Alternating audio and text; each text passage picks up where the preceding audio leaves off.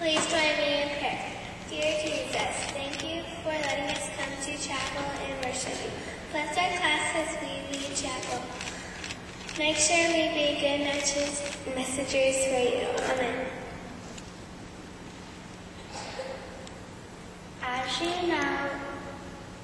As you know by now, our theme for this year is to be more and more like Jesus. It is based on 2 Thessalonians 1 verse 3. Let's read it together. It is printed for you on the screens.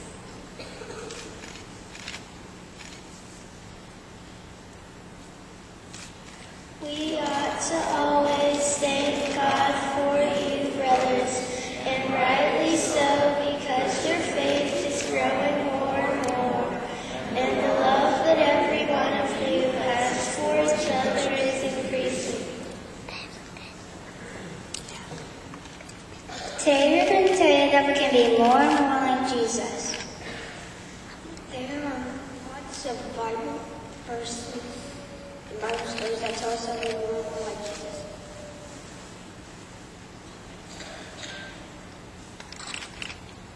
The verses that we have chosen today is Galatians 6:2. It says, carry each other's burdens, and in this way you will fulfill the law of Christ. This is a simple verse to believe, but a hard one to follow. We would like to put on a play just what that verse means. It is called The Ragman, and it is a powerful story showing how Jesus would act on earth today.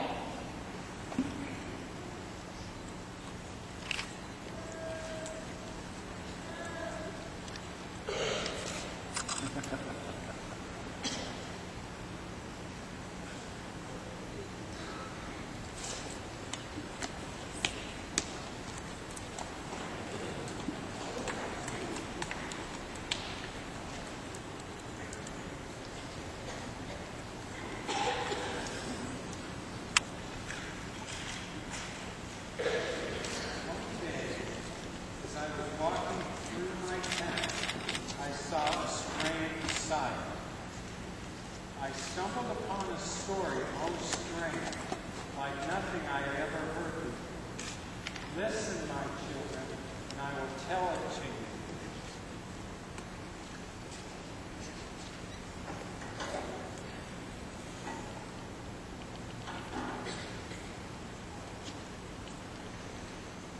you. Even before the dawn one Friday morning, I noticed a young man, handsome and strong, walking the streets of our city.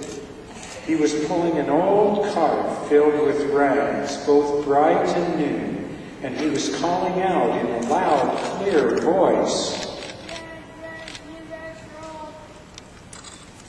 Now this is a wonder, I thought to myself, for this man stood 6 feet 4. His arms were like tree limbs, hard and muscular, and his eyes flashed brightly.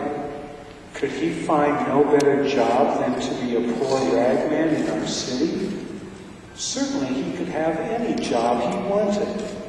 So I followed him. Soon the ragman saw a little girl sitting on her back porch.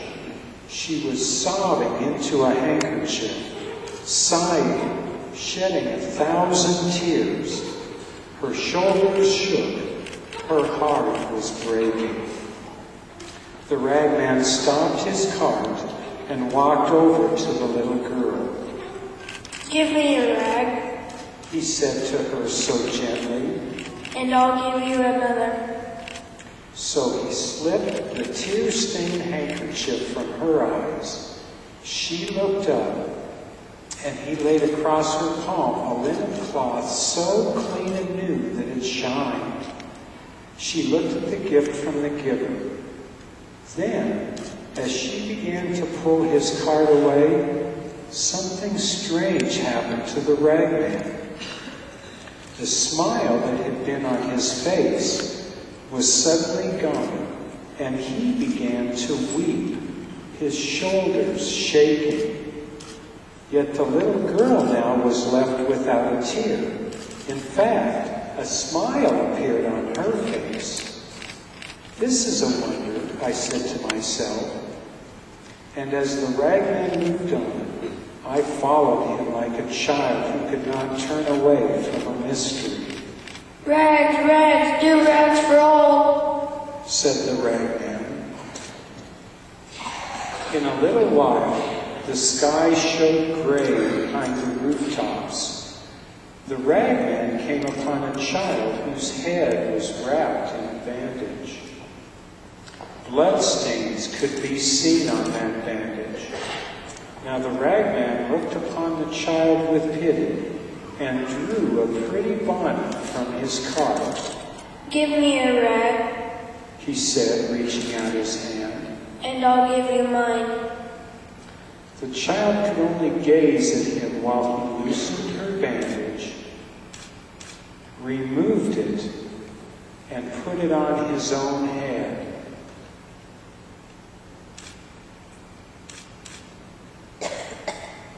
Then he put the bonnet on her head.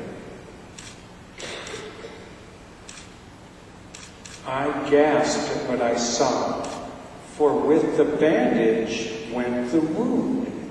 The little girl's head was completely healed, but her wound was evident on the ragman's head. The ragman turned and continued on his way. "Rags, rags, I take all rags," cried the sobbing, bleeding, strong ragman. The sun seemed to be moving across the sky ever so quickly. The ragman seemed more and more to hurry. He saw a young man on crutches. "Are you going to play?" He asked the young man who was leaning on his crutches. The young man just shook his head. The ragman continued. "Why don't you go and play? Are you crazy?" sneered the young man. Then he pulled up his pant leg, revealing a big knee brace. So the ragman carefully reached down and took off the knee brace.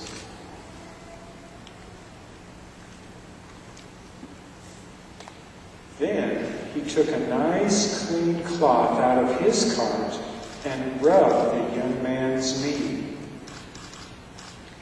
Immediately, the young man's knee became strong and spry. He ran away in joy, never even stopping to say thank you. Then the ragman took the boy's knee brace and put it on his own knee. He winced in pain. He began to pull his cart again, but this time with a noticeable limp. Now the sun was beginning to set, and a cold north wind began to blow.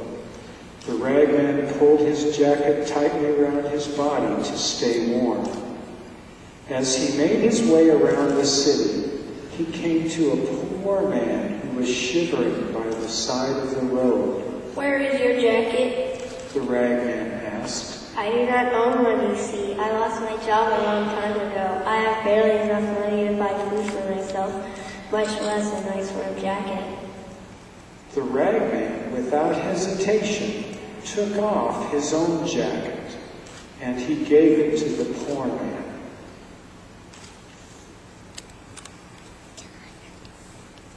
Immediately a smile came across the poor man's face.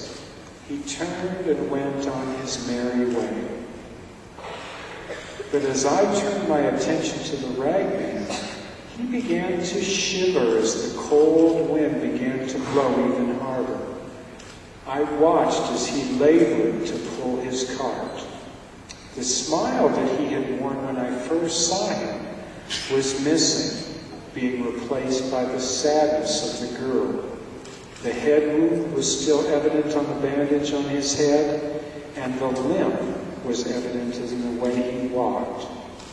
But he continued to forge ahead as if on some kind of mission.